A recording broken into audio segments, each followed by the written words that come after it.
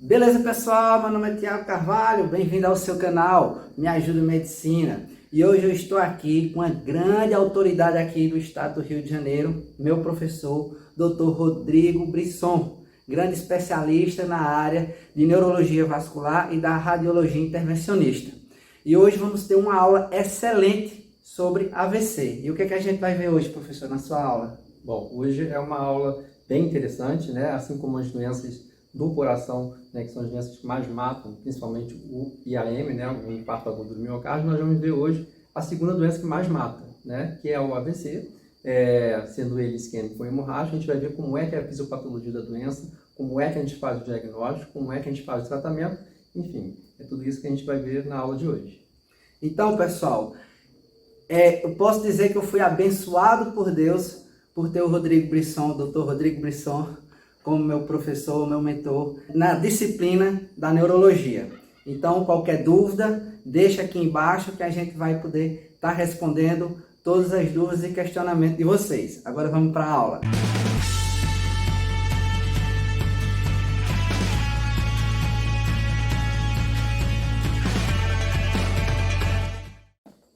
Bom, então hoje a gente vai falar sobre acidente vascular cerebral, tá? Passar por todos os tipos. Isquêmico, hemorrágico, os subtipos de isquêmico, os subtipos de hemorrágico, como é que a gente faz o diagnóstico, como é que é a clínica do paciente e como é que a gente trata, né? Não é só fazer diagnóstico, né? Isso é muito legal, você faz o diagnóstico, mas aí, o que eu faço com esse paciente, né? Então a gente vai passar por tudo isso hoje, a gente vai entender como é que funciona os tratamentos mais modernos, mais recentes, que para mim, na minha época que eu era acadêmico, não existia, né? Ainda era aquele tratamento para o AVC, que era, vovô e vovó teve um AVC, não tinha nada para fazer, teve um derrame, não tem nada para fazer, ficar em casa, fazer fisioterapia, fazer o AS, estatina. Não, hoje não é mais assim. Na época de vocês, se bobear, vai estar mais avançado ainda o tratamento do AVC. Então, como é do IAM, a gente vai acompanhando, né, o tratamento que a cardiologia usa para o coração, um tempo depois a gente começa a usar para o cérebro também, tá certo? Então, falando sobre a epidemiologia do AVC, ele tem uma alta prevalência e uma alta morbidade. Que é isso? Ele é muito frequente na população e ele tem um acometimento clínico muito importante, né? Deixa o paciente com sequelas muito importantes, né? Quando o paciente não morre. Segundo dados da OMS, a segunda causa de morte, né, no mundo, sendo 89% dessas mortes ocorrendo em países de baixa e média renda, no nosso país. No Brasil, ele é a segunda causa de mortalidade, saiu de primeiro lugar até 2012, ele era a primeira causa de morte e o infarto agudo do miocárdio era a segunda causa. E aí a gente, em 2012, com a introdução do tratamento trombolítico, né, que usava na cardiologia, a gente agora usa na neurologia, ele deixou de ser a principal causa de morte, né, perdeu para o IAM e agora a gente é a segunda causa de morte. E das doenças neurológicas, a primeira, né, em deixar o paciente com incapacidade. Então, definição, né, pela Organização Mundial de Saúde. Sinais clínicos de instalação rápida que indicam a presença de distúrbio focal ou global em caso de coma, da função encefálica com duração superior a 24 horas. Essa definição aqui é importante, porque vai diferenciar o AVC de fato do ataque isquêmico transitório, ou que levam ao óbito sem causa aparente, a não ser a origem vascular. Então, com sintomas que, em geral, acontecem de modo súbito, né, um déficit neurológico focal, né, motor, sensitivo, de memória, e que o paciente fica com esses sintomas por mais de 24 horas. Se em menos de 24 horas o paciente regride sintoma, a gente chama esse acidente, né, de um ataque isquêmico transitório. O acidente vascular cerebral, gente, ele é dividido em isquêmico e hemorrágico. Tá? No pronto-socorro, quando vocês forem ver um paciente com AVC, na maioria das vezes o AVC vai ser isquêmico. Ele é o mais frequente na população. O hemorrágico ele vai se dividir basicamente em três. Hematoma intraparenquimatoso, o AVC que sangra para dentro do parênquima cerebral. O AVC que sangra para dentro dos ventrículos, sejam eles laterais, terceiro ventrículo, quarto ventrículo. E o AVC que sangra para a região do espaço subaracnoide. Então, são esses três tipos de sangramento, AVC hemorrágico, que a gente tem. Cada um é tratado de uma maneira diferente. Por isso que não é tudo AVC hemorrágico, ponto. Tem os seus subtipos porque tem tratamentos específicos. E o isquêmico é isquêmico. Tá? Vai acontecer por oclusão de um vaso, seja por um trombo, seja por uma placa de ateromatosa, seja por vasoespasmo. Então, eu vou ter o AVC isquêmico, que é de um tipo só, mas ele pode ocorrer por diversas etiologias. A principal etiologia que a gente vê aqui é a que a gente não descobre, ou seja, a gente investiga para saber o porquê que o paciente teve AVC e a gente não consegue descobrir uma causa. É 30%. Tá? Mas ali tem esse criptogênico aqui, que a gente chama de não sei etiologia. Em geral, tem outras etiologias que a gente hoje já sabe que são bem descritas. A gente vai ver mais com detalhes na frente. Doença cerebrovascular aterosclerótica, né? A placa de gordura, né, em geral, das grandes artérias, né, corresponde a 20% dos casos de AVC. As doenças das artérias penetrantes são as doenças de pequenos vasos, que a gente chama, né, que são os vasinhos pequenininhos, lembra lá, as artérias, antes da cerebral média, ela sair pela fissura lateral do cérebro, ela limite uns ramozinhos perfurantes. Então, aqueles ramos perfurantes são artérias pequenininhas, aqueles ramos perfurantes também lá da basilar, são os pequenos vasos, e quando eles rompem ou quando eles se ocluem, né, eles fazem as doenças que a gente chama de doença de pequenos vasos. Existe o AVC também de etiologia cardiogênica, ou seja, o coração é responsável por enviar êmbolos para a circulação arterial e o cérebro é um dos órgãos que tem a circulação terminal lá e que esse trombo pode parar e fazer uma isquemia tecidual, né? Posso fazer isquemia lá no fígado, posso fazer isquemia no próprio coração e em outros órgãos. No cérebro a gente vai ter o nosso famoso AVC de etiologia cardioembólica. E outras causas, né, são causas não comuns, como doenças hematológicas, trombofilias, né, causas reumatológicas, né, algumas vasculites, né, que inflamam o vaso fecha, coagula, e eu tenho também AVC. Está dentro de outras causas. E o AIT, lembra lá do AIT, da definição de tempo entre o AVC e o AIT? 24 horas. Em geral, o AIT, o déficit neurológico, ele reverte em menos de 3, 4 horas. Às vezes em minutos. É mais comum isso acontecer.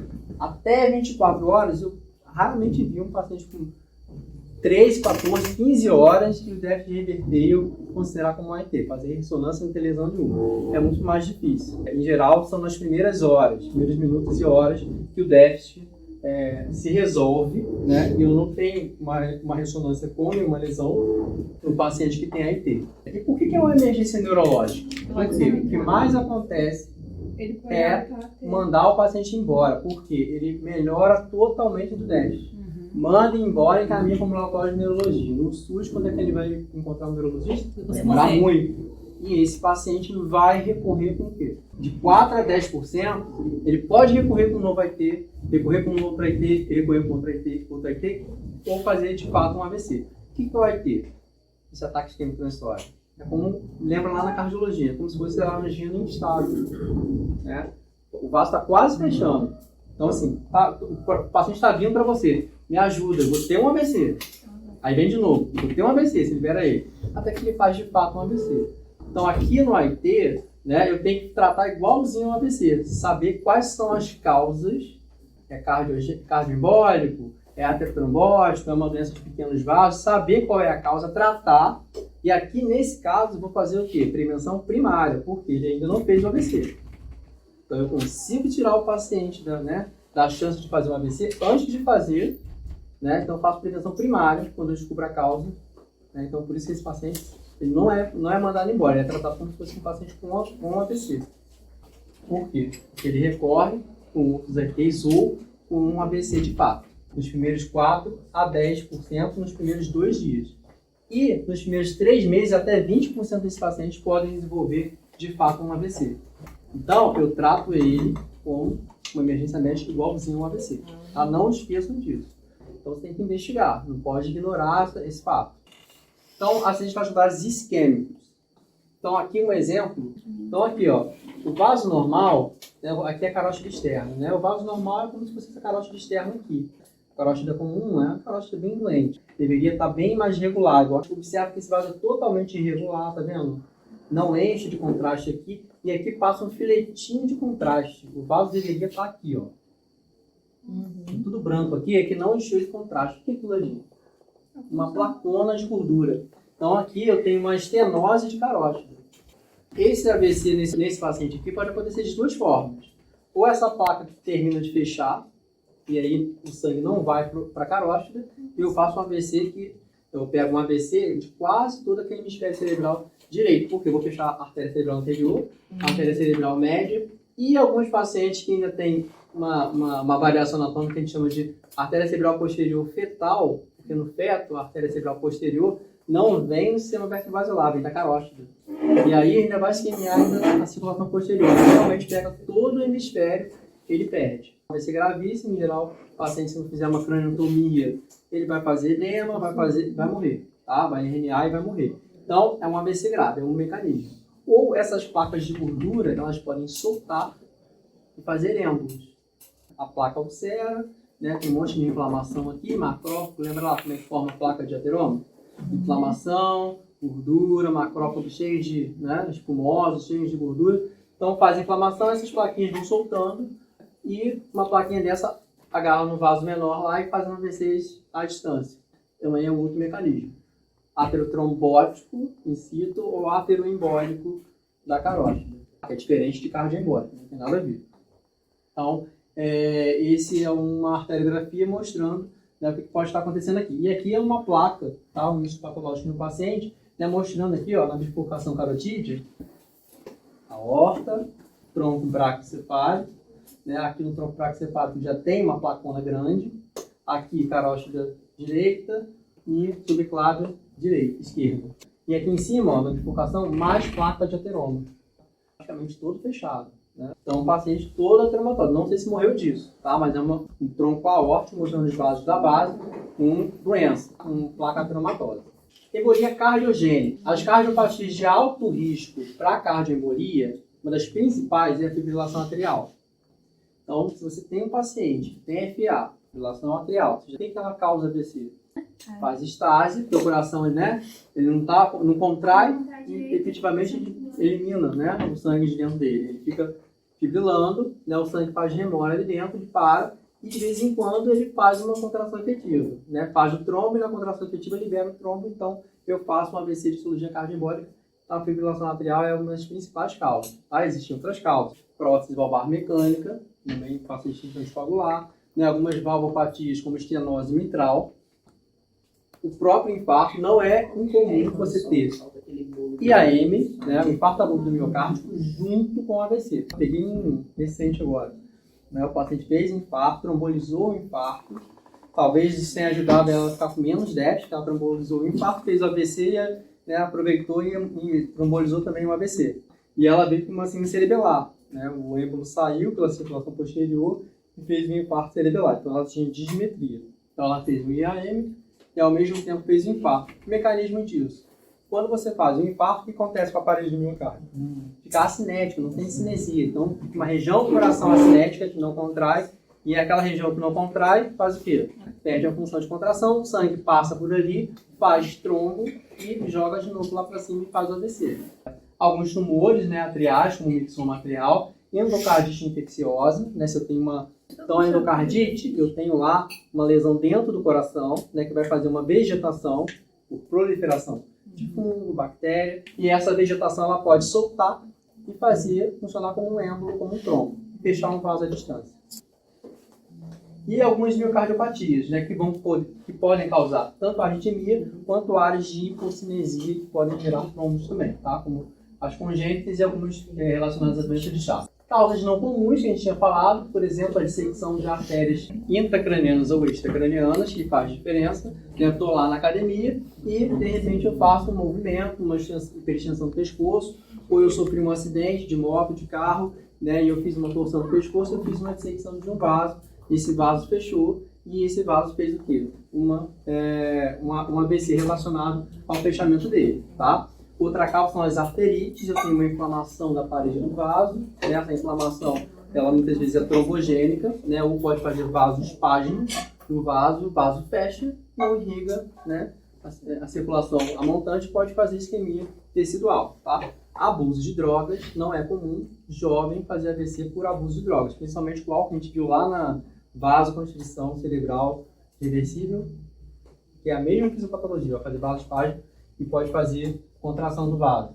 Qual que é? Cocaína. Ela é super faz angina, né? Ela faz vasospasmo no coração, quanto lá no cérebro também, tá? E o próprio vasospasmo, seja pelo uso da droga, da cocaína, quanto pela presença de sangue no sistema arterial, irritando o vaso, como por exemplo na HSA, tá? Que a gente vai ver mais na frente. Então, bandeirinha vermelha, gente. Fatores de riscos modificáveis e não modificáveis na doença cerebrovascular, né? O que eu posso modificar, o que eu não posso modificar, tá? Então, são fatores de risco não modificáveis. Adora cair em prova isso, tá? Idade, sexo, raça, tá? A gente não muda. História familiar, fatores trombogênicos geneticamente determinados, né? Se eu tenho uma trombofilia, né? Se eu tenho, enfim, alguma doença hematológica que tem relação com formação de trombo, né? Eu não consigo modificar isso. Eu posso até fazer um tratamento, mas eu não consigo modificar a genética do indivíduo, tá certo? E os modificáveis, tá? Pressão arterial, arteriosclerose, dieta, que é exatamente onde a gente atua, tá? Para mudar a história natural da doença cerebrovascular, tá certo? Paciente jovem. O que é o paciente jovem? Aquele que tem menos de 55 anos. Tá? Então, a etiologia dos AVCs dos pacientes jovens é a mesma dos mais velhos. Né? Mas eu encontro com mais frequência nos pacientes jovens em relação aos pacientes mais velhos, né, a dissecção da artéria carótida vertebral que eu acabei de falar. Então, chegou um paciente jovem com AVC, eu vou pensar em uma causa um pouco mais rara, né, depois que eu excluir as causas mais frequentes. Cardioembólico, ateroembólico, doenças de pequenos vasos, tá certo? O furâmio oval patente, né, que eu acabei de falar, quadrembolia paradoxal, malformação arteriovenosa, muita frequência eu posso ter AVC por conta disso, às vezes por roubo de fluxo, a malformação às vezes rouba o fluxo, algumas doenças reumatológicas, uso de drogas, principal qualquer, cocaína ou seus derivados, e o uso de anticoncepcional oral em pacientes fumantes, tá? Paciente que fuma, né? Então, como é que é a fisiopatologia do AVC? Como é que se instala uma isquemia? Né? Eu tenho, então, por algum motivo, diminuição do fluxo sanguíneo em uma região do cérebro. Né? Essa diminuição de fluxo sanguíneo diminui a quantidade de oxigênio e glicose. Isso vai diminuir o pH intracelular, a célula não funciona direito. Né? Eu vou ter alteração na bomba de sódio e potássio, vou ter influxo intracelular de cálcio, uma desregulação daqueles íons que a gente viu lá na biologia molecular, na bioquímica, tá? Isso tudo está acontecendo. Eu vou ter formação de radicais livres, vou quebrar a barreira hematoencefálica, vou ter uma resposta inflamatória, esse cérebro ele vai ficar edemaciado. E isso daí, se permanecer por muito tempo, né, ele pode fazer uma isquemia. Mas antes de fazer a isquemia, essa área a gente chama de uma área vulnerável. Ela ainda não teve isquemia, ela ainda não teve morte celular. As células elas estão desreguladas, querendo morrer. Então eu ainda não tenho morte celular. A partir de que tempo eu tenho morte celular? O neurônio em geral são 5 minutos. Então alguns neurônios, depois de 5 minutos, nesse processo aqui ele vai morrer. Só que existe o que a gente chama de circulação colateral, né? Existe uma reserva. Enquanto ela ainda estiver existindo, essa área aqui ela é de penumbra, ela já está com disfunção celular, mas ainda não tem morte celular suficiente para gerar, por exemplo, um déficit neurológico focal. Isso se chama área de penumbra. Então é em cima desse raciocínio que a gente vai trabalhar para tentar salvar essas células que estão em sofrimento, mas ainda não morreram, que a gente vai fazer a nossa trombólise química e a nossa trombectomia mecânica, que é o tratamento que a gente começou a fazer em 2012 aqui no Brasil. Fora do Brasil a gente já faz há bastante um tempo mais, acho que 2000, se eu não me engano, já estava fazendo fora, né, que a gente consegue abrir o vaso e evitar que a área de penumbra, que ainda está em sofrimento, ainda não morreu, a gente consiga abrir e devolver a circulação para aquela região do cérebro que estava sendo recebendo pouco suprimento sanguíneo, tá certo? Então, é em cima dessa fisiopatologia que a gente entende a área isquêmica, a área de penumbra e por que a gente faz os tratamentos de urgência que antigamente não existiam, tá? Então, voltando lá na patologia de novo, para a gente não ter que decorar, qual é o tipo de necrose que acontece no sistema nervoso central? A gente tem necrose de liquefação no sistema nervoso central. Então, o nome já diz, necrose de liquefação. Então, a célula no cérebro que morre, o tecido que morre, se liquefaz. Vai ser reabsorvido, porque virou que líquido, E vai ficar o que aqui na região? É ocupado por líquido, tá certo? Então, por isso, a necrose de bifurcação aqui, né, ela vai, com o tempo, retrair o cérebro. Olha só, esse cérebro aqui ó, já está retraído. Ó. O ventrículo retraiu para cá. Quando eu estou na fase aguda, né, ainda não teve necrose, o que eu tenho lá na área de penúmero? Tenho o quê? Edema.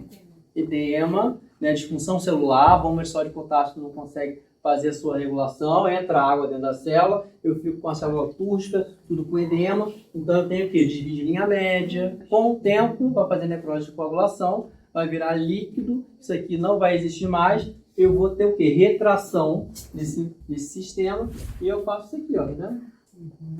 Como se fosse uma atrofia da região, porque não tem mais cérebro ali, esse bico fez, tá? Então fica um buraco preto na tomografia, igual ao ventrículo, né? Só que para cá. Aqui ainda está numa área, numa época que ainda é subaguda, eu já tenho parênquima cerebral ali em necrose, não está necrosado ainda, tá? Então eu tenho uma hepatização aqui, tenho edema, tenho desvio de linha média, a linha média deveria estar aqui, tá vendo? Tá tudo bem. Jogado para lá, desse lado aqui eu não consigo nem ver, porque o edema empurrou, tá? Então o ABC extenso pegou qual artéria ali? Artéria cerebral média, né? Porque aqui na frente tem infarto? Não, quem irriga o quê? Cerebral anterior, não tem nada a ver com a artéria cerebral média. E aqui, ó, essa região aqui, quem irriga? Posterior, não tem nada a ver com a cerebral média. Então, direitinho delimitado uma artéria, um ABC na artéria cerebral média. E conforme eu tenho uma isquemia em um local determinado, o paciente vai ter uma clínica específica, tá? Então, quando o paciente tem, por exemplo, um AVC na área motora da fala, uma bolinha preta, nessa região do cérebro aqui, logo acima da fissura de cílio, o que eu vou ter? Ali é a região da articulação da fala. Se você for ver no músculo de pênfigo, né, a língua está nessa região aqui, língua, né, a víscera, a língua, tá aqui. Então, se eu não consigo mobilizar a língua, eu vou ter o quê? Dificuldade de fala, tá? Então, o paciente se apresenta no pronto-socorro com disartria. Então, eu sei que essa região foi afetada. Sozinha? Pode ser sozinha, mas pode ser com outras regiões também. Se pegar, por exemplo, uma área cerebral média maior. E aí, se eu pegar mais uma áreazinha acima, essa áreazinha acima é o que a gente chama de área, né, do lobo frontal, que é o centro de Exner, que está relacionado com a grafia. O paciente para de escrever. Ele não consegue falar e também não consegue expressar através da palavra escrita. Tá? Então eu tenho uma agrafia. Se eu pego cerebral médio também, né, pegando o giro temporal superior aqui embaixo, né, um AVCzinho que pega aqui assim, pretinho, né, mais distal. O que o paciente tem? Aqui é a região da área de entender a língua, entender o que você está falando para mim. Então aqui é a minha área primária da fala, a área secundária está mais aqui para trás, eu vou aprender a língua estrangeira. Então, se eu tenho uma lesão dessa área aqui, eu não entendo o que a pessoa está falando para mim. Tá? A pessoa que não entende, né, tem lesão aqui, ela é como se estivesse ouvindo a pessoa falar alemão. Você fala com ela, ela não está entendendo nada. E uma área mais atrás aqui, por exemplo, né, uma transição entre o lobo frontal, o occipital e o temporal, eu tenho a área da leitura. O indivíduo às vezes não consegue ler, se eu tenho lesão dessa área aqui. Tá? Então o indivíduo se apresenta, né, subitamente, quando tem uma AVC nessa região, com dificuldade para leitura, não consegue ler. Palavras, né, o aprendizado que eu tenho de palavra, ele se concretiza e se fixa nessa região do cérebro. Então eu tenho clínicas diferentes conforme eu tenho áreas do cérebro lesadas. Então o que eu falei aqui, lembra lá do músculo de pênfigo? Quando a gente tem isso também, fica um pouco mais fácil da gente entender onde é que vai estar a lesão conforme a clínica do paciente. Então imagina um ser humano que joga a perna para dentro da face medial, tá, do cérebro. Tá? Então jogou a perna para cá para dentro. O pé vai estar lá perto do corpo caloso, faço por aqui assim. Então as áreas corticais representativas de cada região aqui, ó, ponta do dedo, dedão do pé, né, tornozelo, tá nessa região aqui do córtex. Tá? Então se eu tenho um AVC pegando o território da cerebral anterior, lembra que a cerebral anterior é aqui, daqui para cá é a média e aqui embaixo é a posterior, lembra disso? Se eu tenho um infarto da cerebral anterior aqui, qual é a clínica do paciente? Com base nesse mapa. Ele vai mancar, ele vai ter a perna fraca, ele vai ter uma paresia do membro inferior. Se for do lado direito, vai ser o esquerdo. Se for do lado esquerdo, direito. Aqui, ó, você pega o braço do paciente, emendando o braço do paciente com a perna, pega o braço do paciente e joga para cá, para cima do hemisfério. Então eu tenho aqui a região do bíceps, a região do antebraço, né, a região do braço, a região da mão. Nossa, tem uma representação um pouco maior, porque a mão, né, nossa mão é bem desenvolvida, a gente tem mais contato, a gente é desenvolvido como ser humano por isso, gente, né? Muito interessante. Você pega um rosto de uma pessoa, né, e joga ele mais na face lateral aqui, ó, do hemisfério cerebral, tá? Então essa face aqui, ó, cabeça, pescoço, fronte, nariz, a boca tem uma representação e a língua maior. Lembra lá na área de Broca aqui, ó? Bem aqui, ó, perto da, né? Aqui a área de Broca aqui, ó, perto da pessoa de cima. E a língua tá ali. Então, se eu tenho uma lesão nessa região aqui, eu afeto quem? A língua. Tá? Então, eu olho esse músculo de Penck, conforme eu tenho lesões, eu vou ter uma região do cérebro afetada. Beleza. Então, para eu ter uma hemiparesia, o lado inteiro do corpo paralisado, pegando a face, pegando o braço e pegando a perna. Onde que tem que estar a lesão? Aqui não é onde tudo junta? As fibras? Que região é essa? Então, na cápsula interna, quase tudo passa juntinho ali. Então, se eu faço um pingeletinho com um AVC pequeno nessa região, eu tenho um estrago grande. A outra possibilidade é eu fazer um AVC o quê? Extenso, hemisférico, pegando o hemisfério inteiro. Mas aí que eu tenho que pegar cerebral anterior, a cerebral média, né, e parte da posterior ainda. Muito mais difícil. Então, em medicina, a gente tende a pensar do mais simples para o mais complicado. Vou pensar sempre, juntar os sinais e sintomas para pensar em uma doença só. Para depois pensar em mais de uma. O paciente pode ter mais de uma? Pode, mas é mais difícil. Então, pego a síndrome, né, e penso numa doença só. Né? Então, dificilmente eu vou errar se eu tiver esse tipo de raciocínio em medicina. Então, a gente tenta fazer dessa forma. É mais comum eu ter um AVC no núcleo da base. É mais por comum doenças isso. de pequenos vasos, por artérias perfurantes, pela frequência que a gente viu. Ou um AVC hemisférico. Qual que vai ser a clínica que vai diferenciar um AVC hemisférico, que vai dar uma hemiparesia, pegando braço, perna e face, de um AVC menor, também pegando braço, perna e face? O que vai ter a mais que vai me dizer que provavelmente isso é aqui no núcleo da base, ou provavelmente isso pegou o hemisfério inteiro? O paciente que pega o hemisfério todo, chega como? Como é que está o cérebro quando pega o hemisfério todo? Todo ele emaciado, com desvio de linha média, herniano. Esse paciente está acordado? Não. Tá? Então, um paciente muito rebaixado, sonolento, comatoso. Esse paciente hemiplégico, provavelmente ele fez um AVC que fechou a carótida inteira, por exemplo. Mais grave. Ele vai ter um NIH, que a gente vai ver essa escala, maior. E muitas vezes ele tem um NIH mais baixo e também é hemiplégico, porque ele está acordado, ou um infarto foi aqui, no núcleo da base, por exemplo. Então ele está hemiplégico, né, você vê a plegia lá, mas as outras funções corticais estão preservadas. Né? Então ele ainda está lúcido, ele ainda consegue falar alguma coisa, se não estiver totalmente desarme, consegue explicar, e às vezes consegue até ir para o hospital, pedir um Uber, sair se arrastando e, né, ir para o hospital, tá vendo que está tendo AVC. Os AVCs de carótida, em geral, pega todo o hemisfério. Conforme os AVCs são em vasos grandes, a tendência de isquemiar uma área maior. Tá? Conforme mais distal é, eu isquemio uma área menor. E aqui, ó, eu tenho um vaso que fechou bem aqui, ó, nos núcleos da base. Lá a gente viu, né?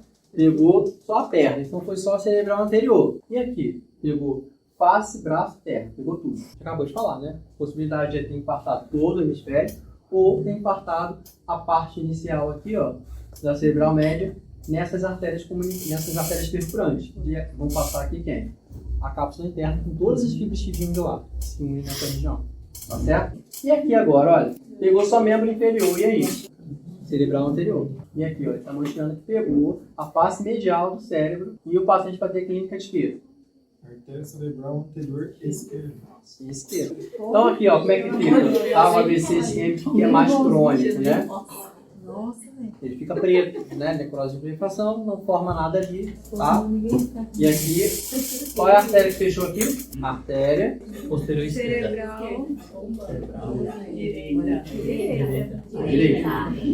Direita. Tô dando de baixo para cima. Direita. Eu tô vendo. Se eu tenho, então, um AVC no lobo temporal, na face inferior, eu vou ter o que de clínico? O que está no temporal? Hipocampo. Hipocampo está relacionado com o quê? Memória. Então, se eu faço um AVC na região temporal inferior, onde está a região do hipocampo, eu tenho o quê? Paciente com alteração de memória. Então, pode falar. Pode ter alteração de comportamento também? Pode ter alteração de comportamento, porque ali passa o quê? A insulta. A ínsula tem sistema o quê? Límbico, tá? Também faz parte do sistema límbico. Então eu posso ter alteração de memória, eu posso ter alteração de comportamento, e quando eu tenho, agora falando não de AVC, né? Se eu ver isso em síndromes infecciosas, herpes vírus que adora comer o lobo temporal, em geral o paciente tem o quê? Alteração de comportamento, uma encefalite, né? Pelo vírus herpes, que vai corroendo o lobo temporal, faz necrose também de liquefação, e o paciente às vezes evolui, né, comatoso, né, antes de aquilo ali fazer corroer, faz um edema, pode herniar, faz crise convulsiva. Então ele vai ter alteração de memória e de comportamento também. E síndrome do lobo occipital. Quando eu tenho então um AVC na região occipital, que nem aquele último que a gente viu aqui, o que o paciente vai ter? Lembra lá, ó, dos dois olhos, né? Um olho aqui desse lado, um olho desse lado. A retina nasal, ela vai para o mesmo lado do hemisfério. A retina temporal, ela vai para onde? Vai repulsar, né? Então, se eu tenho perda de um hemisfério occipital, qual é a visão que eu vou perder? Todo lado ao contrário. Então, eu não vou enxergar do lado, não vou enxergar do lado esquerdo. Porque a minha retina, aí vai as retinas. Aí, por quê? A minha retina temporal direita, e minha retina nasal esquerda. Porque a retina lesada, a retina nasal, ela vê o campo temporal. É sempre ao contrário. A retina temporal, de um lado, enxerga o temporal do outro lado. A nasal de um lado, o temporal do outro. Então, se eu tenho uma lesão, né, a base lá passa por aqui, ó. Antes de formar cerebral anterior, cerebral posterior direita e esquerda. E aqui ela emite ramos perfurantes, que vai irrigar a região do tronco encefálico. Então, se eu tenho um AVC, então, sistema hemorrágico, nessa região aqui, o que eu vou ter? Ó, tudo que está salado do cérebro e cerebelo passa por aqui. Vai estar em coma. Porque tudo que sai do cérebro e vai pro corpo, morreu. Então, o paciente vai estar comatoso, ele vai mexer os membros? Não vai estar desmediado. Não vai estar, entendeu? É um déficit global. Pode ter coma ou não. Se tiver um loquedinho, por exemplo. Você só mexe, você está acordado, você está vivo, você tem atividade encefálica, você só mexe os olhos e pisca. Só. Por quê? Os pares cranianos altos, daqui para cima funciona. Daqui para baixo, ele não envia nenhuma comunicação. Então não fala, os pares cranianos baixos não funcionam. Então é como se estivesse preso dentro do próprio corpo. É o síndrome de loquedinho. Então é um AVC, é global, mas o paciente não está em coma. Então, o coma pode acontecer ou não. Então, eu vou ter pupilas mióticas, vou ter paralisia dos nervos cranianos da ponte para baixo, e os baixos são os do bulbo, os pares cranianos mais baixos. As funções mentais superiores, pensamento, lembrança, tudo isso está preservado. O paciente chora, lágrima sai, ele pisca. Isso acontece, isso aqui eu gosto de falar, para vocês terem muito cuidado, parece ser uma coisa muito boba, mas na verdade não é uma coisa boba. Reposição de eletrólito, principalmente reposição de sódio. Então, se você repõe o sódio de maneira rápida, você faz o que a gente chama de mielinólise contínua. E a mielinólise contínua, eu faço, não é um AVC, mas eu faço uma lesão da bainha de mielina pela mielinólise, e o paciente faz lesão neuronal na região da ponte. E o paciente faz síndrome de loquedinho. Eu já disse que vai acontecer. Então, o professor sempre passava naquele leite e falava, olha, cuidado com reposição de sódio, potássio, cuidado com a reposição de eletrólito. Deve ser feita de maneira correta, no tempo correto, com a concentração correta, às vezes várias vezes. Não adianta você querer repor, mudar a vida do paciente em um dia. Não, às vezes demorar uma semana para você fazer a reposição lentamente, com cuidado, para que isso não aconteça com o paciente. Porque é muito triste isso. Então, um resumo das manifestações clínicas, das síndromes clínicas dos AVCs, que a gente pode encontrar lá no pronto-socorro. Então, se eu tenho fechamento, obstrução da artéria oftálmica, o que eu vou ter? Amarose, que é o quê? Perda da visão. Normalmente de um olho só. Que é diferente da cortical, que é o quê? Campo visual. Enxerga um lado esquerdo, o direito enxerga. Aí eu vou fazer a campimetria. Aqui é um olho inteiro que fecha, porque a artéria oftálmica fechou. Isso é periférico. Quando eu tenho a artéria cerebral média fechada, lembrar do músculo de Penck, eu vou ter o quê? O déficit motor sensitivo com predomínio onde? No braço ou na perna? No braço e a face. Porque lembra, a face está aqui de lado e o braço está aqui em cima. A perna está onde? Interhemisférica ali. E aí isso faz o quê? Déficit na perna, mas é na média. Aquela região ali não é da média, é da anterior. Então o predomínio vai ser onde? Braquial e facial. Posso ter afasia, porque a área de Broca está nessa região. ou disartria também, porque está nessa região também. E eu posso ter negligência porque essa região do hemisfério também está relacionada com a lateralidade. Eu reconhecer uma parte do meu corpo, que a gente chama de reconhecimento do próprio. Quando eu tenho lesão nessa área do cérebro também, eu deixo de reconhecer aquela área. Cerebral anterior, o déficit motor é praticamente o quê? Membro inferior, lembra da perna caída lá?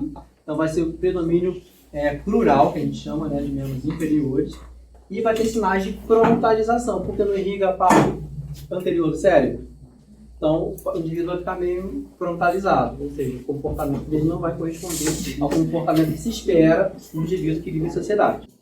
Na circulação posterior, né, pegando a vertebral basilar, a gente, em geral, a gente junta. Né, se eu pego a região do cerebelo, que controla motricidade, que controla o equilíbrio, né, eu vou ter o quê? Um paciente que tem vertigem, náusea, vômito, nistagmo, que confunde muito com as doenças da otorrino. São doenças que fazem tontura, vertigem, que são as labirintites. Então, se eu tenho região do cérebro envolvida também com a interpretação do equilíbrio, eu vou ter também todos os sintomas de vertigem, ataxia.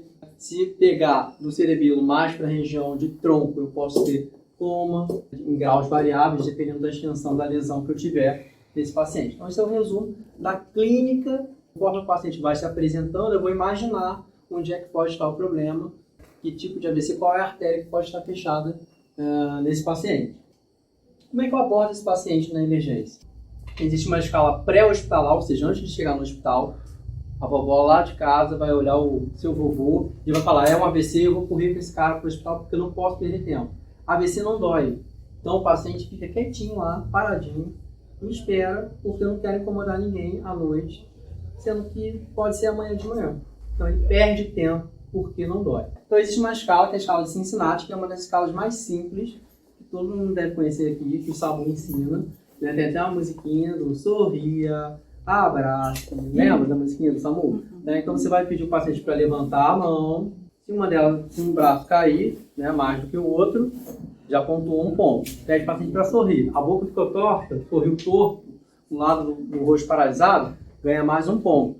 Pede para cantar uma música, falar uma frase, né, e ele enrola para falar, ganhou mais um ponto. Tá? Então são 3 pontos na escala. Se ele fizer um ponto, já tem possibilidade de ser um AVC. Então olha a sensibilidade. Então se ganhou um ponto, correndo, porque pode ser um AVC. Então essa é a escala de Cincinnati. Tem uma probabilidade de identificar, 1 de cada 3 pontos, 72% de possibilidade de ser um AVC. E se os 3 estiverem presentes, 85% de probabilidade de ser um AVC. Então o que eu avaliei? Motricidade, passo braquial, que é de qual artéria, que é a principal, cerebral média e a fala. Então o teste principalmente cerebral média, que é a principal artéria que fecha quando tem um AVC. Posterior é mais difícil, posterior também é mais difícil. Então, teste para a maior artéria, para a doença mais frequente, tá? AVC da cerebral média. E aí, então, eu acabei de falar. Queda facial, debilidade em um dos braços e a fala normal. E aí eu vou pontuar, né, como é que eu testo, vocês vão ler isso lá, como é que eu vou testar, como é que é o normal e como é que é o anormal. Então, quem faz isso aqui é a enfermeira da triagem, assim que o paciente chega.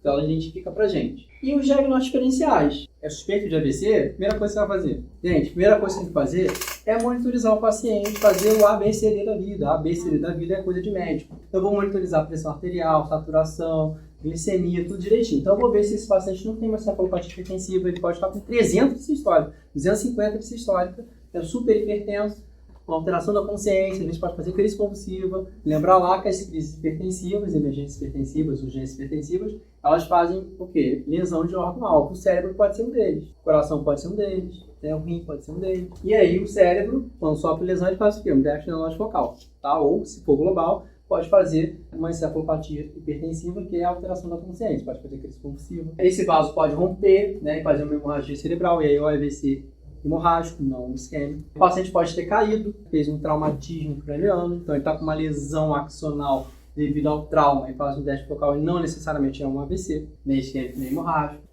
Pode ser uma infecção do sistema nervoso central, faz uma infecção, uma infecção localizada com pus lá dentro. Como é que é o nome disso? Um abscesso cerebral, no núcleo da base. O que ele vai ter? Uma emparesia, igualzinho de um AVC, mas é no núcleo da base. Um processo de expansão intracraniano, pode simular. vai fazer déficit neurológico focal também. Só que a história é diferente. Vou ter febre associado lá no abscesso. Eu vou ter o quê? Déficit progressivo, tumor crescendo e o déficit piorando. Não é um déficit súbito que nem no AVC. Estou aqui comendo, de repente o braço cai. Assim é um acidente vascular encefálico. Crise convulsiva. Depois de uma crise convulsiva, uma confusão de neurônios lá, vamos ver isso quando foi ver epilepsia, os neurônios eles trabalharam tanto que chega um momento que eles não têm mais energia para funcionar, a célula não é paralisada. Isso a gente chama de paralisia ditótica. Naquela região do cérebro fica refratária a fazer um novo potencial de ação. Então, o indivíduo fica, às vezes, hemiplégico. Principalmente se for epilepsia focal, começou numa região e depois generalizou, às vezes ele faz uma hemiparesia quando ele volta, né? E aí pode parecer um AVC. Então, crise convulsiva com paralisia após a crise, a gente chama de paralisia ditótica. Muito frequente também. Só que na história clínica, o paciente vai falar, antes de paralisar, ele fez os movimentos no braço. Você pode não se você perguntar, às vezes pode falar, ou o paciente espontaneamente fala. Tá? Então você pode desconfiar que pode ser uma crise convulsiva com TOD, não necessariamente um AVC. Algumas migrânias que a gente viu, algumas cefaleias podem fazer hemiplégia, lembra lá na migrânia, familiar, hemiplégica, que pode deixar o paciente por conta da aura. A aura pode fazer aplegia, doença desmelinizante, pode fazer déficit neurológico focal, vocês viram hoje. Tá? Então pode fazer diferencial com AVC. Algumas intoxicações exógenas podem fazer déficit neurológico focal e histeria e conversão. Isso aqui é muito frequente, muito frequente. Mas na dúvida o paciente vai ganhar trombólise, vai fazer tudo direitinho. Por quê? Eu tenho que garantir para o paciente déficit mínimo. Se é simulação, o paciente vai lá, lê o livro e simula exatamente como é o déficit neurológico focal de um AVC. Criança que faz isso com muita frequência. Ela não lê o livro, mas ela vê o irmãozinho que tem crise e faz igualzinho, porque o irmãozinho tem crise. E aí o que acontece quando o irmãozinho faz crise? O que a mãe faz? Recebe atenção, vai lá, ai meu filho, vamos para o pronto-socorro, leva para o pronto-socorro, fica assim na escola uma semana, então tem todo um cuidadinho, a mãe vai lá levar comidinha na cama. Glasgow tem que saber, principalmente na hora de passar o carro. Você não vai falar que o paciente está torporoso e está com Glasgow de 15. NIH também não vou passar NIH para vocês, porque é exame neurológico. Mas NIH, quando você liga para o neurologista, tem que ter feito. Você vai pegar a folhinha da NIH e vai ler a folhinha da NIH e vai fazer item por item. E o NIH alto é o quê? Mais grave ele está. NIH baixo, menos grave. Sim, então, se você me faça o caso com NIH de 22, eu penso uma coisa. Se eu me passo o caso com NIH de 5, eu penso outra. Então, assim, NIH, tem que calcular. Por quê? É com base nele que eu vou definir se vou trombolizar ou trombectomizar o paciente ou não. Então, eu vou examinar o paciente e tem várias categorias que eu vou pontuar. Nível de consciência, orientação, obedecer ou não comando, campos visuais. É o exame neurológico, só que pontuado em números. A gente tem que quantificar isso. Tá, o paciente está como? Está bem. O que é bem? O paciente está mal. O que é mal? Vou ver a motricidade dos membros superiores e inferiores. Vou avaliar a ataxia. É exame neurológico que eu vou fazer. E vou pontuar na tabela. E conforme o valor, você fala o valor para o neurologista, ele já imagina o que está acontecendo. Então, NIH de 15. Então, NIH bom, um paciente candidato para trombose. Eu imagino que não seja um vaso grande que está fechado. Eu imagino um monte de coisa. Precisa imaginar isso. Mas você precisa saber fazer o negócio. Tomografia de crânio. Uma tomografia de crânio, você vai pedir para o paciente com AVC. É o principal exame. Você vai pedir ressonância. Você vai pedir espectroscopia de prótons. Você não vai pedir nada. Você vai pedir uma tomografia de urgência. É o exame mais rápido para fazer. É o que eu consigo identificar se tem sangue ou não, se é isquêmico ou hemorrágico. É a tomografia de crânio. Então, a tomografia de crânio, que é o principal exame que a gente pede no paciente que acabou de chegar a suspeita de AVC, a gente vai olhar dois cortes. Esse corte aqui é exatamente em cima dos núcleos da base, pegando o cutâneo, pegando os ventrículos laterais, bonitinho, e um mais acima pegando só os ventrículos laterais. Vou pegar esses dois cortes. Em geral, o radiologista calcula para você, mas se ele não souber, vocês vão ter que saber. Tá? Alguém tem que saber para ligar para o neurologista. Antes de ligar. Ele vai perguntar para você quanto está o Axis. E o Axis varia de 0 a 10. Sendo 10 a melhor nota e 0 a pior. Então, o paciente ele já parte de 10. Ou seja, eu tenho que pontuar as áreazinhas, tá vendo? Ele perde, então. Anterior e posterior. Eu pego M1, M2, M3, M4, M5. Cada pontinho que tiver borrado de preto por conta da isquemia, ele perde um ponto. Então, se está borrado aqui, pegou um AVC que pegou essa região aqui, ó. Ele tá com M1 7. e M2. M1, M2, M3, M4, M5, M6 são as ramas terminais de cerebral média, M de média. Aqui é a C de caudado, L de núcleo lentiforme, I de lóbulo da ínsula, bem? E IC de... Tem o putano e o globo pálido. A IP não pontua porque está dizendo que aqui é anterior e que é posterior, tá? Esquece que é só referência. A IP não pontua, que é só referência para você o que é anterior e o que é posterior. Isso também é importante, porque eu preciso desse valor do ácido para poder decidir trombolizar ou não. Então eu vou pontuar. Se o ácido for menor do que 6, tá ruim. Mais de 4 pontos foi afetado, ó. Por exemplo, se pegou aqui, ó, é um AVC grande, né? Pegou 1, 2, 3, 4 pontos. Então é um AVC relativamente grande. Por quê? A cerebral média é até aqui mais ou menos, né? Que já é posterior até anterior. Então se eu peguei aqui, quantos por cento? Daqui pra cá, mais de um terço, né? É, bem Muito mais. Então se eu tenho mais de um terço da cerebral média sendo afetado por hipotensidade, esse paciente não é candidato a fazer trombose. Só que quando tem um terço, isso é muito difícil de você calcular e dar para a pessoa. O Aspix não. Quantificamos isso em número. Mas falar tem um terço da cerebral média afetado, 2 terços. Que às vezes é aqui, às vezes é meio esquisito, a pessoa não consegue, às vezes são 2 áreas, talvez a pessoa não consegue calcular. Então você pegando os pontos, você fala para o neurologista que o Aspix é 7, contando objetivamente, ele já sabe que o Aspix 7 ele pode trombolizar. Com 6 já não. Com 5 menos ainda. Então, quantifica objetivamente através dessa escala que é o Aspix. Então, tem esses dois dados, olhei a tomografia, examinei o paciente, fiz NIH, né, excluí os diagnósticos diferenciais, corrigi hipoglicemia, fiz exame de sangue, né, solicitei lá, não tem anemia, o eletro dele tem uma FA, TC de crânio não mostrou hipodensidade. Por quê? O AVC agudo não mostra alteração nenhuma se ele não for hemorrágico. Na fase peraguda, eu não tenho imagem formada ainda. Está tão recente que nenhuma imagem de tomografia consegue pegar. Às vezes tem só um edemazinho de leve, uma pessoa muito boa. Quanto tempo para aparecer? Entre 24 e 48 horas. Isso depende muito do paciente. Hoje a gente já tem um conceito que é o conceito de progressor rápido e progressor lento. Ou seja, quem tem muito colateral progride com a área de isquemia mais lentamente. Quem tem menos colaterais, Mais jovem.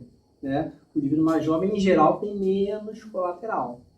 Por quê? Né? Ele tem menos fatores de crescimento ali por conta de isquemia, por conta de agressões ao longo da vida, do que um paciente mais idoso. Né? Então, quanto mais colateral eu tenho, mais lentamente eu evoluo com a progressão da lesão. Então, o paciente progressor lento. Quanto menos eu tenho, mais rapidamente eu evoluo com a isquemia. Então, é um progressor rápido. A gente tem esse conceito hoje. E aí eu faço, depende, né, de cada paciente. Então, por isso a gente tem exames de imagem avançada, que a maioria dos lugares não tem, no Rio de Janeiro, por exemplo, só que os hospitais têm, para a gente fazer o cálculo de quanto tem de área que eu posso salvar ou não naquele paciente, porque, por exemplo, às vezes eu não tenho janela. O paciente não sabe dizer, acordou com déficit. Que horas por déficit? Não sei. Tem 4 horas e meia, não sei. Foi dormir 10 horas da noite e acordou às 5 da manhã com déficit. Então tem muito tempo, não sei que horas da madrugada aconteceu. E aí eu preciso desses exames para poder tentar quantificar quanto tempo tem.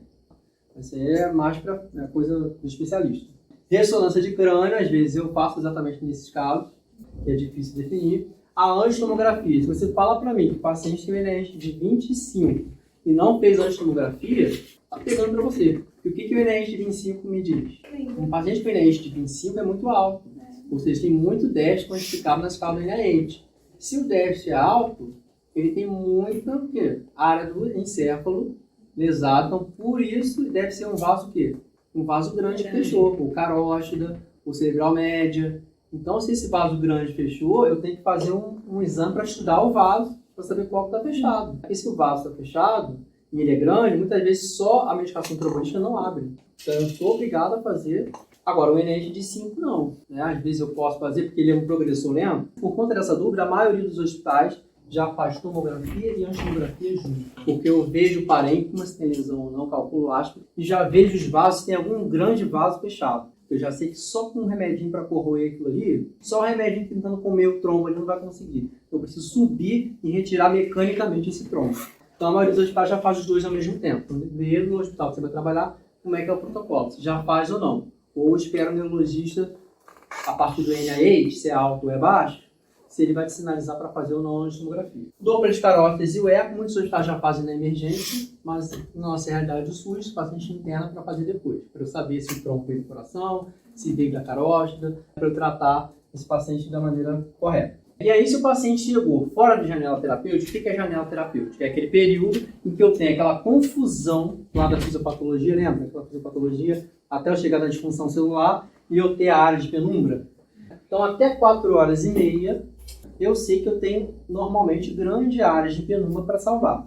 Fora da janela, mais de 4 horas e meia, ele já não está mais elegível para eu fazer meu tratamento trombolítico, ou seja, com remedinho na veia. E até 6 horas, em alguns lugares, até 24 horas, a gente já estendeu esse tempo, tá? Depende do lugar. Depende do lugar. Eu tenho que ter aquelas imagens avançadas que todos os hospitais têm. Então, hoje, na realidade mundial, até 24 horas, a gente já pode salvar grandes áreas do cérebro do paciente, se ele for progressor lento e tiver a possibilidade, através da imagem avançada, de ter uma grande área para ser salva. Eu posso botar esse paciente na mesa e retirar o trombo mecanicamente. Então, se o paciente está fora da janela, tanto ela para trombólise química, 4 horas e meia, quanto para trombectomia mecânica, que são 6 horas até 24 horas, depende do centro, eu vou fazer o tratamento conservador que sempre se fez, que é preservar a área de penumbra que eu posso, né, que ainda possa existir, que é manter a temperatura corporal, glicemia.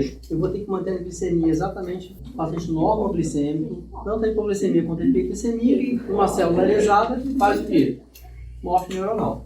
E eu vou reduzir só 15% da PA nas primeiras 24 horas. Então eu vou permitir que, em geral, o paciente fique um pouco mais hipertenso, tá? Não tem problema. O paciente vai ficar hipertenso? Pode ficar hipertenso. Eu não vou reduzir a pressão desse paciente. Por quê? Tem um vaso fechado, fazendo uma isquemia. Se eu reduzo a pressão, eu reduzo os vasos, a pressão dos vasos colaterais, estou tentando ajudar a manter a área pérfida. Redução da pressão agressiva. Tá? Eu posso reduzir até 15% se o paciente estiver com 200 de sistólica, 180. Nossa, eu permito até 185 de sistólica, eu permito para o paciente que vai trombolizar. E até 200 o paciente que não vai trombolizar.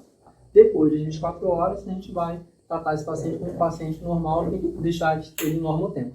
E aí, se fora da janela terapêutica da fase aguda, então eu vou fazer a prevenção secundária, ou seja, o que aconteceu, aconteceu, e agora eu tenho que impedir que o novo AVC aconteça. Diferente do AIT que eu faço prevenção primária. O AVC não aconteceu. E a prevenção secundária vai depender do que causou o AVC. Foi uma placa de gordura? De agregação simples, ou do ponto de agregação se a placa for muito grande, se for muito... tem características de placa ulcerada, placa que você está vendo que está batendo ali, daqui a pouco ela vai soltar. Então eu vou deixar com dupla de agregação, não só agregação simples, mais agressiva. Eu vou anticoagular se for o quê?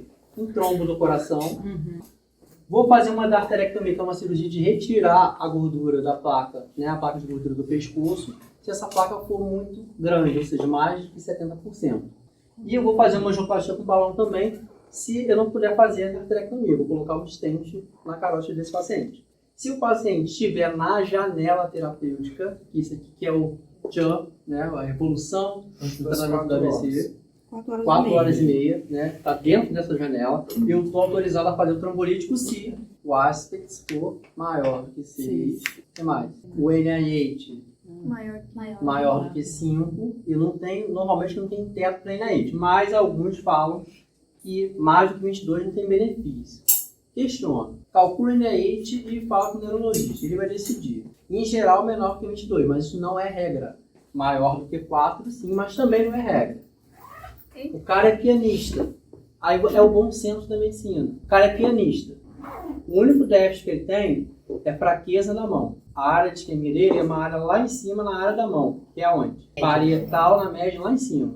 Ele é pianista. O risco é menor do que o benefício de trazer para ele. Vai acabar com a carreira dele. Então, o NIH vai dar muito menor do que né? Vai dar 0. Porque ele vai levantar o braço não vai cair, porque só a mão vai cair quando o braço cair. Então, só a mão cair, não vai pontuar. a fala está normal, então todo o resto ele não vai pontuar. Então ele vai dar de 1 no máximo. No máximo. Você não vai trombolizar esse cara? Um cantor só tem disartria. A disartria pontua até 3 pontos, porque a disartria é grave, não tem mais nada. O cara é cantor. Ou é o William Bonner, um comunicador. Você não vai trombolizar? Então aí é o bom senso, tá? Não, a regra é entre 4 e 22. Mas depende. Então assim, medicina é bom, muito bom senso, tá? Às vezes tem condutas que não estão em livro. Que em geral faz condutas assim para tentar seguir, né? Pra a gente não pensar em fazer um monte de besteira. Mas aí o especialista vai avaliar junto com vocês. Calcula o aspecto e deixa o neurologista decidir. Então o paciente tem que ter mais de 18 anos, porque o estudo não foi feito com menos de paciente de 18 anos. Isso não significa que eu não vou fazer. Depende da situação. Você vai analisar o caso junto com o pediatra, junto com a equipe. O paciente está com a cerebral média fechada, é um pacientinho que tem síndrome de Down, tem uma cardiopatia, ele sabe que é cardioembólico, deveria estar anticoagulando, parou de coagulação, então você não vai fazer? Um menino que tem 16 anos?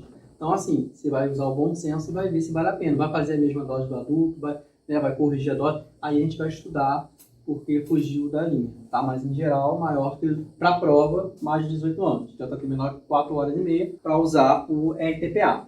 E aí os critérios de inclusão são esses, que a gente acabou de ver. 4 horas e mais de 18 anos, diagnóstico dele inequívoco de diagnóstico tipo de AVC isquêmico, porque a tomografia não mostra sangue. Se o paciente acorda com déficit, como é que vocês fazem? Quando começou o déficit? Eu vou te perguntar assim, quando é que começou o déficit? Então, doutor, ele acordou com déficit. Aí a próxima pergunta ele vai fazer. Tá, ele acordou com déficit, então você não sabe a hora que começou o déficit. Que horas ele foi visto bem pela última vez? Mas foi ontem às noite às 10. Né?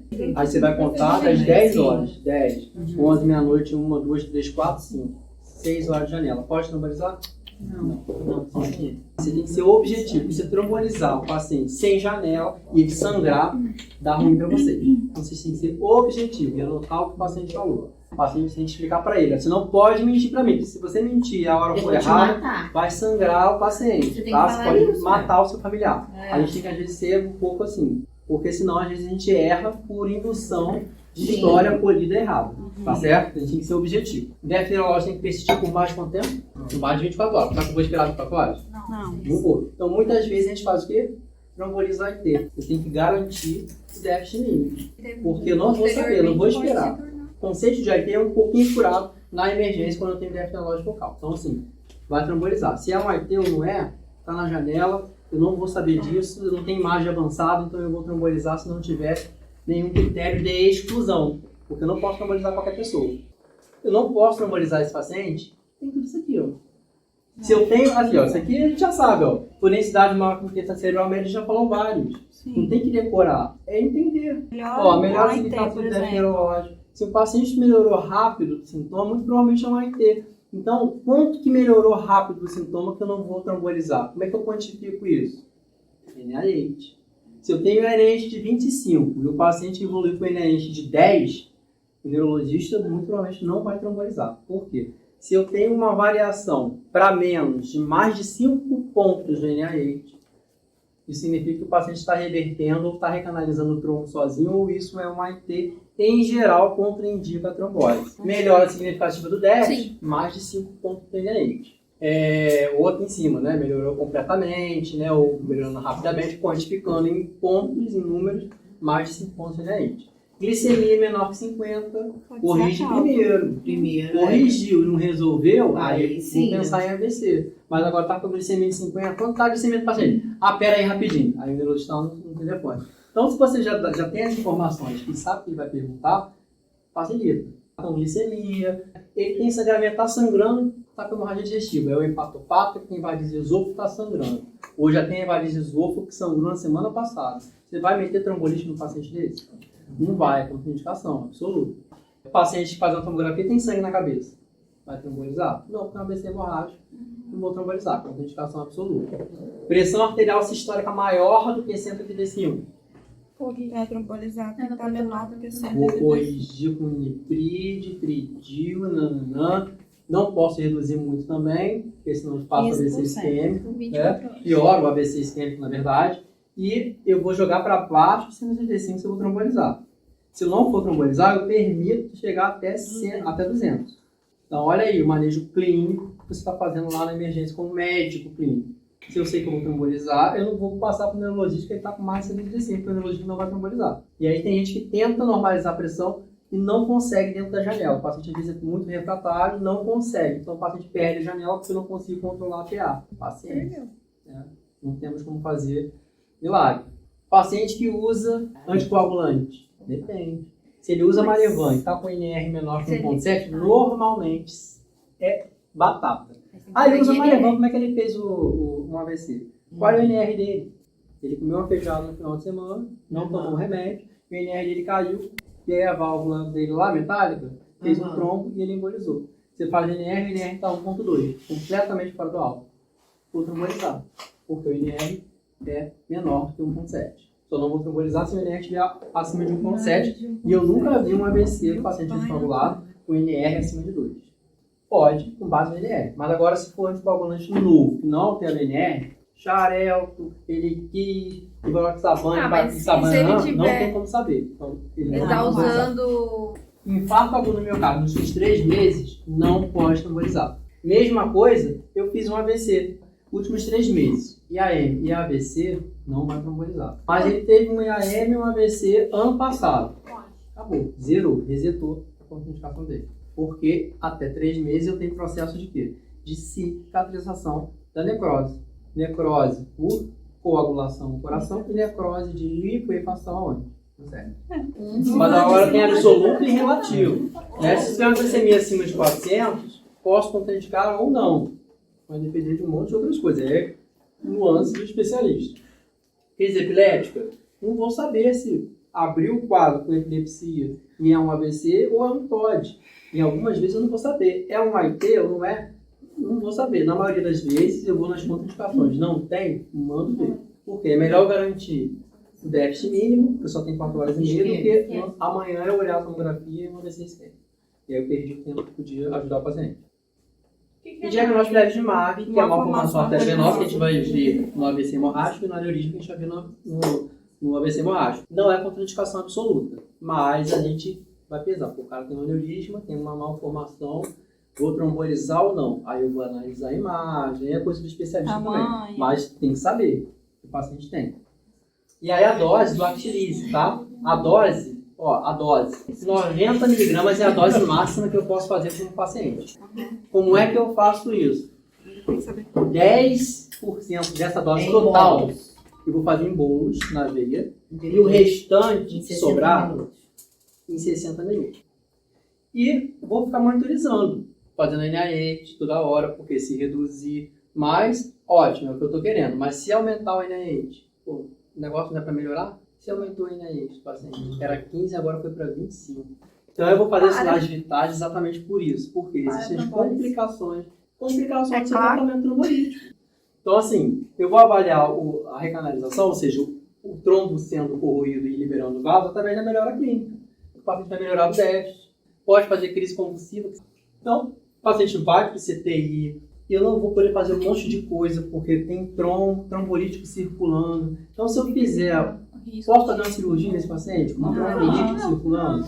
É óbvio que não, porque não é para fazer função venosa profunda nesse paciente. Então, não é para passar sonda vesical, não é para passar sonda nasogástrica, porque o paciente vai sangrar pelo esôfago. Eu não sei se ele tem varizes, eu não conheço a história do paciente, é emergência, estou fazendo tudo rápido para poder pegar na janela. Não vou fazer aspirina e heparina nas 24 horas, porque ele já está com o trombolítico circulando. Mas uma punção periférica é tranquilo, dá para fazer. Por isso que a gente faz antes. Mas depois você pode até fazer, mas tem que ser muito bom. Não deixar estourar a veia. Então, por isso, antes da trombose, a gente recomenda fazer 2 acessos periféricos calibrosos. Que se perder um, tem outro. Até porque eu só posso fazer trombolítico numa veia só para ele. Porque ele precipita com qualquer coisa. Então, é uma só para trombolítica e a outra para você colocar o nitrite, que a pressão está alta, para você fazer soro fisiológico, para você fazer medicação porque está com dor de cabeça. 2 vias. E depois, para você pegar, sangra bastante. Pode pegar? Pode, periférico, né? Assim, tem um acesso, não faz medicação. Mas você tem que ser preciso, porque vai sangrar bastante naquela região. E aí as complicações são as hemorrágicas, são as principais que a gente acabou de falar. E aí, se eu acho que está sangrando, a primeira coisa que eu vou fazer parar o trombolítico que a gente estiver correndo. Na mesma hora, piorou o NIH, ele pode estar sangrando, que é a principal complicação. Vou levar para a tomografia. Tomografei. Não sangrou? Suspendo trombolítico. Sangrou? Suspendo trombolítico e faço o quê? Reverto a ação do trombolítico que eu estou fazendo. E o que eu faço? Vou fazer precipitado, né, 5 unidades, e posso ir repetindo ao longo do tempo. Em geral, a gente começa com a hemato dá uma orientação para a gente, quanto é que a gente pode fazer, pelo peso e tal. E eu posso fazer o próprio fibrinogênio, e dependendo do tamanho da hemorragia em cima da lesão isquêmica, eu tenho que chamar a neurocirurgia para fazer uma drenagem daquele hematoma. Mas aí eu tenho que reverter a ação do fibrinolítico, porque senão a neurocirurgia vai chegar lá para poder abrir a cabeça, para poder sangrar mais ainda. E aí o cara chama você de maluco, né? A gente chamando, eu vou abrir a cabeça do paciente, está cheio de trombolítico, eu vou abrir e ele vai sangrar mais ainda. Tá? Então você tem que reverter. E em geral, a neurocirurgia nem aborda também na fase aguda de sangrar. A gente espera às vezes 24 horas para garantir que não tem trombolite circulando. Tanto é que a gente vai passar sonda, fazer tudo depois de 24 horas. E aqui é o resumo de tudo que a gente viu. É o que vocês vão encontrar na maioria dos hospitais, que é o fluxograma de atendimento do AVC de determinado lugar. Então, conforme eu vou achando menos de 4 horas, aqui é 4 horas e meia, menos de 4 horas e meia, mais 4 horas e meia, o cara vai percorrer nesse fluxograma aqui. Então esse é o protocolo que vocês vão seguir, conforme o sim ou não que o paciente responder para cada pergunta dessa ao longo que a gente viu em toda essa aula aqui. E as indicações do tratamento endovascular, que é a trombectomia mecânica, que a gente conseguiu instituir no SUS ano passado. Então agora é obrigatório o SUS ter isso aqui. Então já não é mais, é coisa de livro, eu não tenho que saber, tem que saber, tá? Então se instituiu no ano passado, isso vai cair agora direto nas provas de residência, que é novidade. Então agora, no SUS, tem que ter trombectomia mecânica também. E quando é que eu vou fazer uma trombectomia mecânica no paciente? Quase a mesma coisa do Actilise, da trombólise química. Tá? O NaH tem que ser maior do que 6, idade maior do que 18 anos, mas eu tenho que ter um vaso grande fechado, ou cerebral médio ou a carótida interna, e eu vou ter que ter, né, o paciente, eu vou olhar para a história do paciente, o paciente não pode ser muito idoso, né, tem uma escala que a gente avalia desenvolvendo a geriatria, que é a funcionalidade, né, se o paciente não tiver muita funcionalidade, eu estou levando ele para fazer um procedimento cirúrgico. O início dos sintomas tem que ser menos do que 6 horas em geral, mas dependendo do lugar pode ser até 24 horas, e o paciente pode ter ou não recebido RTPA. Eu já fiz muito paciente que nem fez a trombólise, foi direto para a mecânica porque eu sei que o vaso era grande e não ia abrir. Então eu já faço logo imediato, mas eu não posso retardar a trombólise para esperar a trombectomia mecânica. Aí vai o cara sofre um acidente e não chega no hospital. Aí você perdeu a janela de 4 horas e meia e não fez o mínimo para o paciente. Então, em geral, você já faz a trombólise, mas já vai ligando porque você sabe que o vaso é grande. Porque às vezes você não consegue abrir o vaso. Mas pelo menos você fez o RTPA, alguma coisa você fez, o que você podia fazer. Então, em geral, você faz o RTPA se estiver na janela do RTPA. Esse aqui é o fluxograma, por exemplo, da onde eu trabalho. Então, a gente usa esse fluxograma aqui, é parecido com o outro, só que eu dei uma simplificada, porque fui eu que fiz, né? Para esse hospital foi eu que fiz. Então, eu dei uma simplificada porque o professor, né? Eu sei que quanto mais informação você tem, mais chance você tem de se enrolar, ficar com preguiça de ler e errar. Então, eu acabei diminuindo um pouco, né, o fluxograma, coloquei os tempos que você tem que respeitar. Então, esses são os tempos mínimos de atendimento. A avaliação médica não pode demorar mais de 10 minutos, o aviso com o neurologista não pode demorar mais de 15 minutos. Então, gente, quais são as perspectivas futuras? A gente melhorar a prevenção primária e secundária, reabilitação é uma coisa importante no AVC, tá? Principalmente quando ela é precoce. Melhorar a difusão de informação, porque quanto mais eu conheço, mais rápido eu chego para ser atendido, porque eu tenho a janela para tratar o paciente. Estimular a pesquisa, que foi com base em pesquisas e, né, em avaliações e alguém pensando em colateral, que a gente conseguiu chegar em toda essa evolução que a gente tem hoje, principalmente no SUS. Foi pesquisa braba, porque o Ministério da Saúde não aceitou pesquisa de fora, a gente foi obrigado a fazer pesquisa nacional para que a gente conseguisse provar que funciona o negócio. O negócio foi feito lá em Harvard, não vai ser aqui para o Brasil não. Beleza, a gente fez aqui no Brasil, estudo nosso, e a gente provou que a trombectomia mecânica é, sim, eficiente e eficaz, e a gente conseguiu colocar aqui. Então, um hospital bom, vocês vão trabalhar, se não tiver isso, vão falar assim, não quero trabalhar nesse hospital, ele vai ter que ter trombólise química para o AVC, ele vai ter que ter trombectomia mecânica para o AVC, ele vai ter que ter um neurocirurgião lá que sabe reconhecer que o paciente tem que fazer uma craniectomia descompressiva precoce, quem sabe aquele edema do AVC, né? Ele faz um edema, tem um pico de edema, depois ele regride. Na hora que ele faz o edema, ele faz o quê? Herniação. Faz herniação de úmero, faz herniação... Então, assim, eu faço compressão, que é uma coisa evitável. Como é que eu evito isso? Nessas herniações que eu sei que é temporário. Fazendo uma descompressão. Vou lá, retiro a calota craniana, enquanto está no período de edema. Depois que passa o período de edema, eu coloco a calota de volta. Então, salva a vida do paciente de uma maneira mecânica. Unidade de AVC, que é um local que as pessoas são treinadas em tratar AVC, o enfermeiro, os técnicos e o médico, né, o neurologista que sabe tratar AVC, e já começar a reabilitação, fisioterapia, fonoaudiologia, né, para voltar a falar normalmente desde as 24 horas após o evento. Então, um hospital bom de ponta faz tudo isso, que são as condutas nível 1A de evidência, que são as melhores possíveis. E é isso, alguma dúvida? Beleza, pessoal? Estou aqui de volta. Que aula show essa do Dr. Rodrigo Brisson. Aula completa. Demorou, mas não ficou faltando nada. E se você chegou até aqui, se eu conseguir lhe ajudar, deixa aquele like. Agora eu entendi, Tiago. Ou se inscreve no canal. Qualquer dúvida, nos procura no Instagram também. Me Ajuda Medicina Oficial. E pessoal, vamos revisar a aula, porque esse assunto de AVC é muito comum nos postos de saúde onde vamos atender. Beleza, pessoal? E lembre-se, nem só de pão viverá o homem, mas também de muito estudo. Deus abençoe a todos e até o nosso próximo encontro.